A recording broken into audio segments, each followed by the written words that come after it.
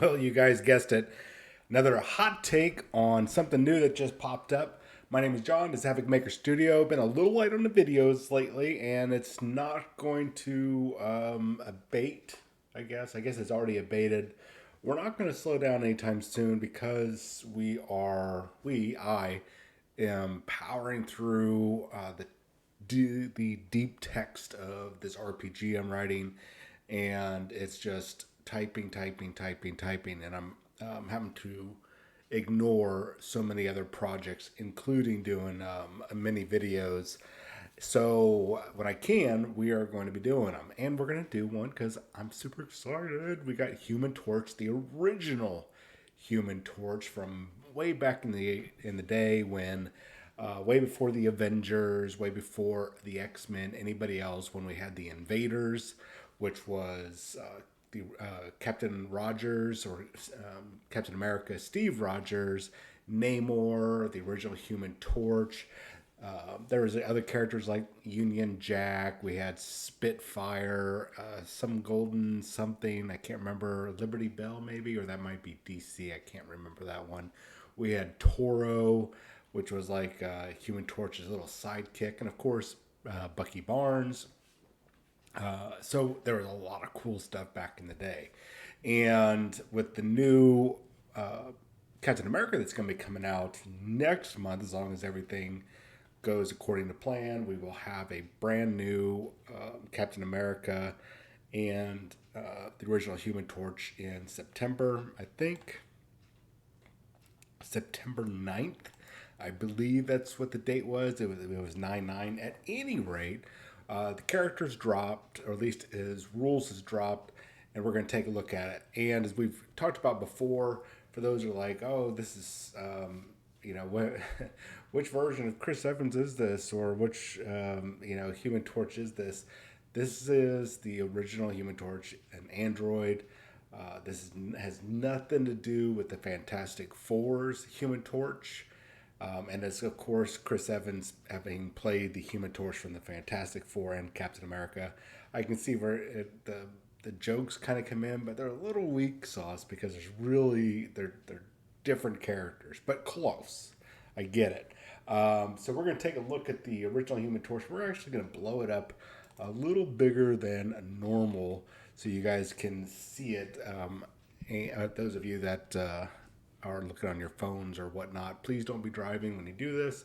So let's take a look, top to bottom, left to right. So the original Human Torch, Jim Hammond. We've got a nice 3 physical, a 4 energy defense, and a 2 mystic defense. These kind of sync up to some stuff that's happened to him in the comics, so I can see this happening. I'm all right with this. 5 health, okay. Size 2, understandable. A threat 3, which is, I think, looking at his abilities, I think threat 3 is the right amount. I think they got it really feels like, for once, at least one of the characters that we've been seeing lately, this one, it just fits just right. Not too much, not too low, less. And medium movement. So let's take a look at his attacks. He has 2 energy attacks. The first one, his builder. This is Burn Baby Burn. It is a beam 3, 4 dice, 0 power. You get power after the attack is resolved. If you get a wild symbol, you hit him with Immolate, which the target character or characters, because this is a beam, are going to get the Incinerate special condition.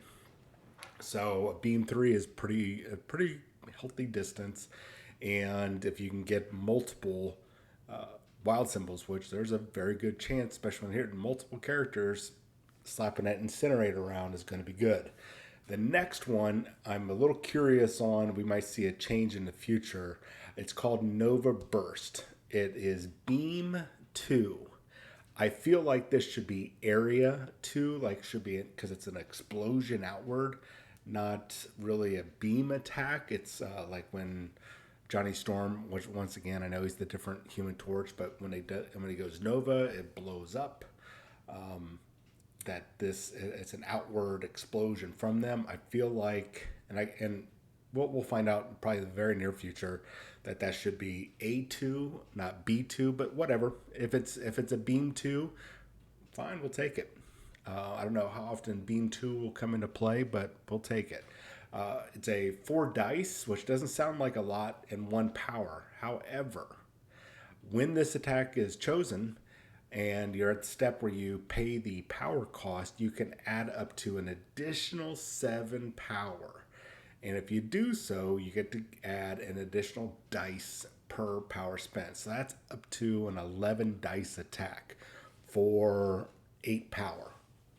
That's not too bad because you have to pay 1 for the initial, plus you can do 7 additional after that. So 8 power, 11 dice. That's not too bad. Plus, each attack is resolved. After each attack is resolved, the target character immediately gains the Incinerate special condition, so that's automatic.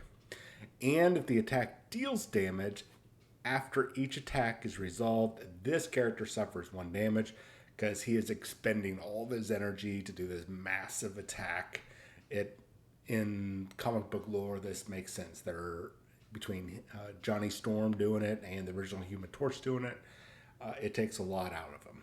That's why I strongly believe that should be an A2. We'll see. We'll see how this plan pans out. All right, so we've got a list of 5 abilities that we're going to go through. First up is Hit and Run. This is a 2 power cost superpower. It is an action, and it's a kind of an economy of action. This is really good. I like seeing these with characters, especially low cost ones, which like lots of little special abilities. You spend the power, spend the action, and he can make an attack action followed by a move action. Going to be used once per turn, but I think that is really awesome.